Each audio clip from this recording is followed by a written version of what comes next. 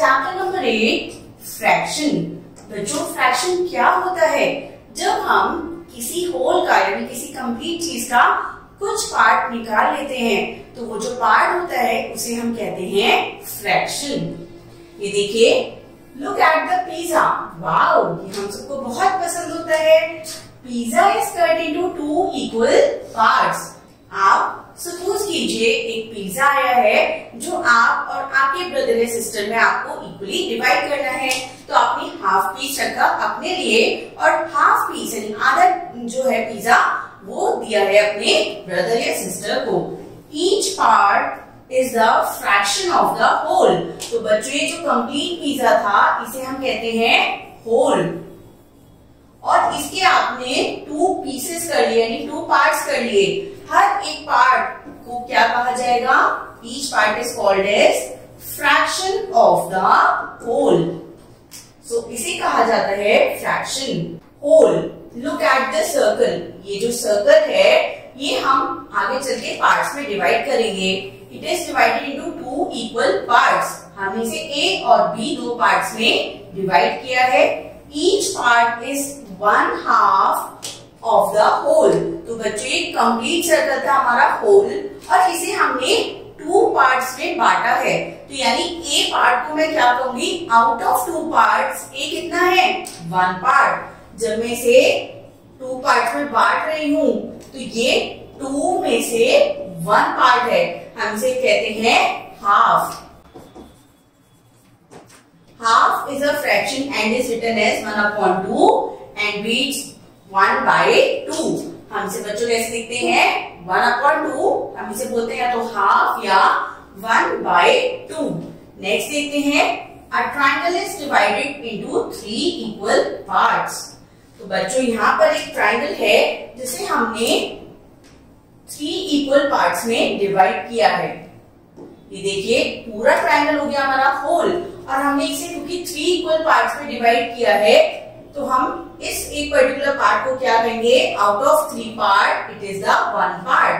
The each part is equal to the 1/3 and it is written as 1/3। हम इसे कैसे लिखते हैं? 1/3। आउट ऑफ 3 पार्ट एक सिंगल पार्ट क्या है? 1 है, तो 1/3। 1/3 is the 3 equal parts of the whole. Next are quarter और 1/4। तो बच्चों अब हम देखेंगे 1/4 क्या होता है। The circle is divided into 4 equal parts A, B, C and D। यहाँ पर हमारा एक सर्कल है जिसे हमने 4 इक्वल पार्ट्स में बांटा है बच्चों, A, B, C and D। The each part is the quarter or the whole or 1/4 of the whole। अगर मैं A पार्ट की बात करूं तो A पार्ट कितना है? Out of 4 parts it is a 1 part. तो मैं इसे कैसे लिखूंगी? 1/4। इसी तरह मैं B को भी लिखूंगी 1/4, C को भी हम लिखेंगे 1/4 और D को भी लिखा जाएगा एज 1/4।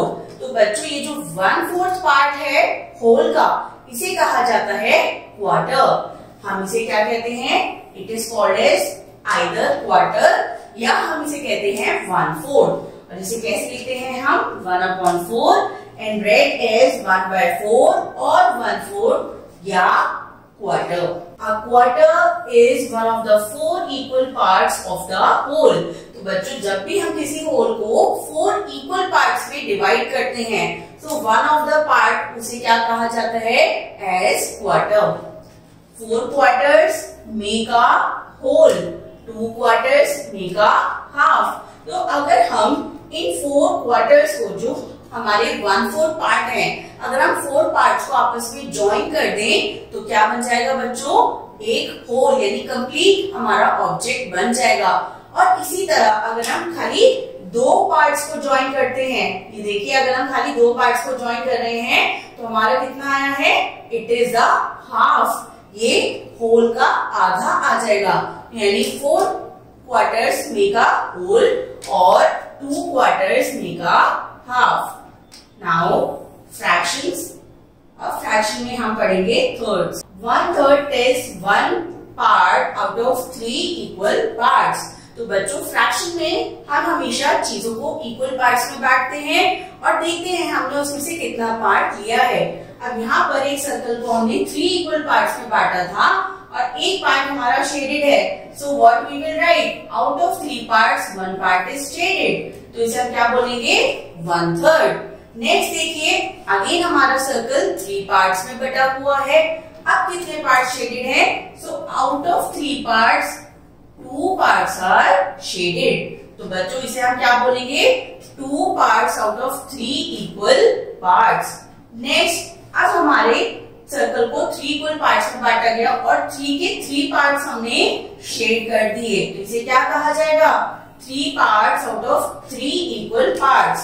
तो इसका मतलब 3/3, अगर हम 1/3 1/3 1/3 तीनों को जोड़ देंगे तो क्या बन जाएगा हमारे पास, 1 complete whole. Next is fractions. अब हम पढ़ेंगे 4th। तो बच्चों अब यहाँ पर हम सर्कल को 4 इक्वल पार्ट्स में बांट रहे हैं, तो बताइए शेडेड पार्ट कितना है, out of 4 part 1 part is shaded, तो इसे क्या बोला जाएगा, 1/4। नेक्स्ट, अब हमारे 4 इक्वल पार्ट्स में सर्कल डिवाइडेड हुआ और यहाँ पर कितने पार्ट शेडेड हैं, 2 पार्ट्स, तो इसे क्या कहा जाएगा, 2/4। जैसे हम क्या कहेंगे, 2 parts out of 4 equal parts. 4 equal parts में से 2 पार्ट्स हमने लिए हैं या इसे हम कह सकते हैं शेडेड है और इसे कहा जाता है 2/4। नेक्स्ट, आउट ऑफ 4 पार्ट्स कितने पार्ट शेडेड है बच्चों, 3, so it will be read as 3/4। अब हमारे 4 पार्ट्स में से चारों के चारों शेडेड है, तो इसे हम क्या बोलेंगे, 4/4। और 4/4 क्या बनता है, हमने अभी पढ़ा है 4 quarters together make a complete whole. चलिए अब करते हैं exercise 8.1, shade the given fractions in the figures. अब बच्चों हमें फ्रैक्शन को देखकर फिगर में शेडिंग करनी है। फ्रैक्शन हमें क्या दिखा रहा है, 3/4, यानी आउट ऑफ 4 पार्ट्स हमें कितने पार्ट्स लेने हैं, 3 पार्ट्स। तो ये हमारा होल है जो कि 4 पार्ट्स में डिवाइडेड है, 1 2 3 एंड 4, और इसमें से हमें 3 पार्ट्स लेने हैं। सो शेड द 3 पार्ट्स 1 2 एंड 3। आपको इसे भी 3 पार्ट्स शेड कर सकते हैं। नेक्स्ट हमारा फ्रैक्शन है 5/6। तो बच्चों इसका क्या मतलब है, 6 इक्वल पार्ट्स में से मुझे 5 पार्ट्स लेने हैं। हमारी फिगर 6 इक्वल पार्ट्स में डिवाइडेड है और हमें उसमें से लेनी है 5 पार्ट्स। तो चलिए 5 पार्ट्स को शेड करते हैं, 1 2 3 4 एंड 5। आप कोई से भी 5 पार्ट्स शेड कर सकते हैं out of the 6 parts. Next fraction है 7/10। तो यानी हमारी जो होल है वो 10 इक्वल पार्ट्स में डिवाइडेड है और उसमें से हमें कितने पार्ट्स लेने हैं बच्चों, we have to take the 7 parts. तो चलिए 7 पार्ट्स को कलर करते हैं, 1 2 3 4 5 6 एंड 7। इस तरह हम अपने 7 पार्ट्स को शेड कर सकते हैं। Next question number 2, write the fraction of each of the following shaded regions. अब हमें इन शेडेड रीजन्स के लिए फ्रैक्शन लिखना है। सबसे पहले देखिए बच्चों, हमारा जो होल है वो कितने पार्ट्स में डिवाइडेड है, 1 2 3 and 4। So out of 4 parts हमारे कितने पार्ट्स शेडेड हैं, हमारे 2 पार्ट्स शेडेड हैं। तो यानी we will write 2/4. Out of 4 equal parts, 2 parts are shaded. हमें बताना है शेडेड पोर्शन का फ्रैक्शन। अब हमारा दूसरा होल देखिए, ये हमारा अगेन 4 पार्ट्स में डिवाइडेड है and how many parts are shaded, we have 2 parts shaded. So again we will write 2/4. C part देखते हैं, देखिए कितने पार्ट्स में हमारा होल डिवाइडेड है, 1 2 3 4 5। सो आउट ऑफ 5 हमारे कितने पार्ट शेडेड हैं, 1 एंड 2। 2 पार्ट शेडेड है आउट ऑफ 5 पार्ट्स। तो ये हमारा क्या फ्रैक्शन बनेगा, 2/5। चलिए नेक्स्ट देखते हैं न्यूमरेटर एंड डिनोमिनेटर। अब ये क्या होते हैं न्यूमरेटर और डिनोमिनेटर? हर फ्रैक्शन में 2 न्यूमरल्स होते हैं बच्चों. Every fraction has 2 numerals. These numerals are separated by a small line called bar. The numeral above the bar is called numerator and the numeral below the bar is called denominator. ये देखिए जैसे मैंने लिखा 3/5. तो हर fraction में 2 parts होते हैं. जो लोअर पार्ट होता है वो दिखाता है total number of equal parts जिसमें हमने होल को डिवाइड किया है, और जो ऊपर वाला पार्ट होता है वो दिखाता है हमने कितने पार्ट्स यूज करे हैं या लिए हैं. तो बच्चों ये बनता है फ्रैक्शन. इस लाइन को जो हमारे ऊपर और नीचे की डिजिट को डिवाइड करती है इसे कहा जाता है बार. जो नीचे वाला नंबर होता है उसे हम कहते हैं डिनोमिनेटर और ऊपर वाले नंबर को कहा जाता है न्यूमरेटर. डिनोमिनेटर हमें बताता है कि हमने होल के टोटल कितने पार्ट्स करे थे. Denominator tells us how many parts a whole has been divided. Whole को कितने पार्ट में डिवाइड किया गया है. और numerator tells us how many parts of them are taken. Numerator हमें बताता है हमने उसमें से कितने पार्ट्स यूज करे हैं या लिए हैं. तो 3/5 में बच्चों इसका मतलब हमारा होल 5 इक्वल पार्ट्स में डिवाइडेड था जिसमें से हमने 3 पार्ट्स यूज करे हैं. Or we can say we have taken 3 parts. Next is like and unlike fractions. अब what are like and unlike fractions? ऐसे fractions जिनके denominators सेम होते हैं, सिर्फ न्यूमरेटर्स चेंज होते हैं, उन्हें कहा जाता है like fractions. और जिन fractions के denominator सेम नहीं होते हैं उन्हें हम कहते हैं unlike fractions.